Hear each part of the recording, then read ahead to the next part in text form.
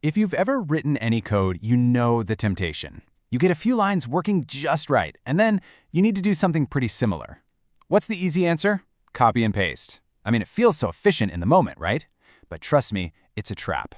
A trap that can absolutely ruin your code.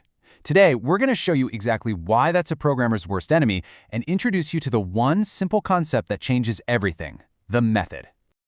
Okay, so here's our game plan. We'll kick things off with the pain of repetition, why it's so risky. Then we'll reveal the solution, the method. After that, we'll peek under the hood to see how it works, unlock its superpowers with parameters, and finally, wrap it all up by showing you why this one idea is a total game changer for how you write code. So, what is this copy-paste problem all about? Well, it always starts out so innocently, doesn't it? You just need to do the same thing more than once. Imagine you're converting temperatures from Fahrenheit to Celsius. You write the formula, it works perfectly, and then you need it again and again. And here's what that looks like. On the left, you've got this long, messy scroll of code. That's the copy and paste result. Your program just gets cluttered and hard to read. Now, look at the right. Clean, simple. That's where we're headed. But before we get to the how, take a closer look at that messy code on the left. There's a hidden danger in there. Okay, lean in close for this one. See it? It's a tiny, almost invisible error. In that third calculation, a minus sign somehow got turned into a plus. This, right here, is a classic copy-paste bug.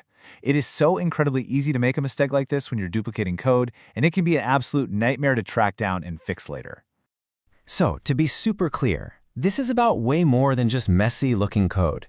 Repetitive code creates this tangled mess that's just hard to follow. It becomes a breeding ground for bugs just like the one we saw. And maybe the worst part of all, it becomes a maintenance nightmare. Just imagine you need to update that formula. You'd have to hunt down every single copy and just pray you didn't miss one. All right, enough with the problems. Let's talk about the solution, because it's actually really elegant. It's a fundamental programming concept, and it's called a method. You can think of it as creating your very own custom command. So what is a method really? Well, it's just a named, reusable group of statements. You can run it over and over again simply by calling its name. You write the code once, give it a name, and then you can run that entire block of code anytime you want. It's like having a recipe for convert to Celsius. Instead of writing the steps out every single time, you just say, hey, use the Celsius recipe. And boom, this slide shows you the before and after perfectly.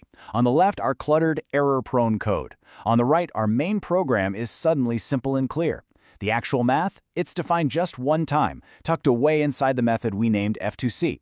We fixed the bug, we got rid of all the repetition, and we made our code 1,000 times easier to read. It's a win-win-win. Okay, this all seems a little bit like magic, right? But how does the computer actually handle it? What really happens when you call a method? Let's pop the hood and take a look. First, you got to get these two key ideas straight. You've got the method definition. That's the recipe itself, the set of instructions. It just sits there, ready to be used. Then you have the method call. That's when you actually use the recipe. It's the command that tells the program, go run that block of code right now. Let's trace the flow of your program. In a lot of languages, your code kicks off in a special place called main. As it's running along, it might hit a method call like calc pizza area. When that happens, it literally hits pause. The program's control jumps over to the code inside that calc pizza area method. It runs everything in there, figures out the value, and then returns that value right back to main, picking up exactly where it left off. Okay, now this is where methods go from just being useful to being incredibly powerful. I mean, what if we don't want our pizza area calculator to always use a 12-inch diameter? This is where we unlock its superpowers: parameters and return values. So what's a parameter? It's simply an input for your method. Think of it like a blank in your recipe. Instead of saying use 12-inch dough, your recipe says use a dough of diameter inches. That diameter right there, that's the parameter. It's just a placeholder for a value that you're going to give it later. And the argument? Well, that's the actual value you use to fill in that blank. So when you call the method and say, hey, calculate the area for a 16-inch pizza, that number 16 is the argument. It gets passed right into the diameter parameter. Let's look at the code again. See that part inside the parentheses? Double pizza diameter? That's where we define the parameter. We're telling our calc pizza area method, hey, I need you to expect a number. And whenever you get it, we're going to call that number pizza diameter inside this method. And don't worry about the word double for now. It just tells the computer we're expecting a number that might have a decimal point.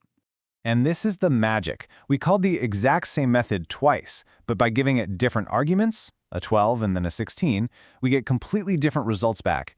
We have written the logic one time, but now we can reuse it for any pizza diameter we can dream of. This is what makes our code so flexible and incredibly efficient. So, the method takes an input, but how does it give you the answer back? Well, that's the job of the return statement. Once the method is done calculating the pizza area, that return statement is what sends the final value back to the part of the program that called it. It's like the method saying, "I'm done. Here's the answer you asked for." So why do we call this a game changer? Why is this such a big deal? Because really, mastering methods is the very first step you take to move from just writing a simple top-to-bottom script to actually building organized, powerful, and scalable systems. So, let's just recap the big wins here. You dramatically reduce redundant code, which means less to write and less to maintain. You seriously improve the clarity of your program, making it easier for you and others to read. You prevent those sneaky, hard-to-find copy-paste errors. And most importantly, you start building a library of your own reusable tools. And this right here is a crucial takeaway.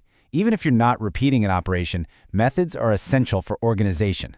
By breaking a huge, complex problem down into smaller, named methods, you make your main program read less like a wall of code and more like a simple, intuitive story about what your program is actually trying to do. So you see, this is about so much more than just cleaning up your code. It's about changing the way you think. You stop thinking line by line and you start thinking in terms of these reusable building blocks. It is a fundamental shift in how you solve problems. So, my final question to you is this. Now that you have this power to create your own tools, what's the first problem you're going to solve by writing your own method?